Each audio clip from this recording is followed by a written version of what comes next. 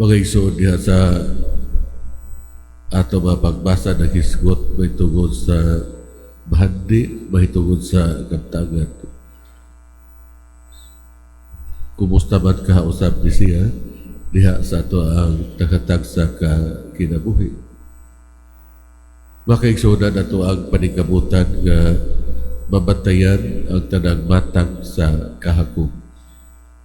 Mutubaw ang kahakog sa panahon ang atong kasing-kasing na higugma sa mga material nga mga butang ug atong giangkon diha sa kahakog ug dili maayong nga paagi.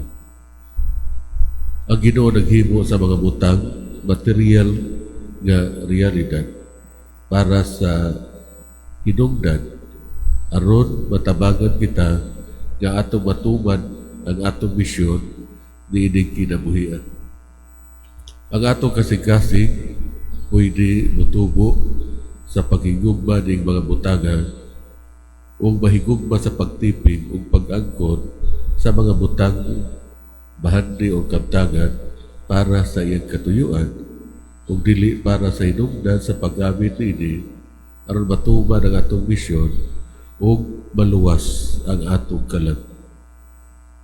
Si Jesus nagtawag kanato sa paghigugma sa Ginoo uban sa tibuok nato ang kasing-kasing, sa tibuok natong kusog, uban sa tibuok nato nga hunahuna o sa ato ang kalag. Pero ano na lang kita'y usa ka kasing-kasing, usa ka kalag, usa ka kabubuton, o usa ka hunahuna.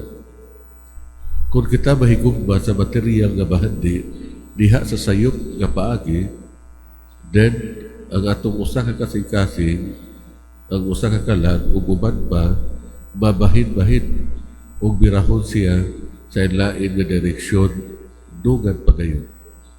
So dili lang kay dili tibuok ang akong paghigugma sa Ginoo, kundi dili usab tibuok ang akong paghigugma sa akong isig katawo diining paagihan. Bisan si kinsa man ang atong gihigugma, ang akong gugma sa kanunay maluya tungod sa dili tibuok ka kasing-kasing. Mangutan na kita karon sa itong kagalingon. Usa may gusto sa Ginoo nga akong himuon sa ako ang bahandi, kaptangan, kwarta o mga gasa. May nagpalihog para sa katalibadong ko.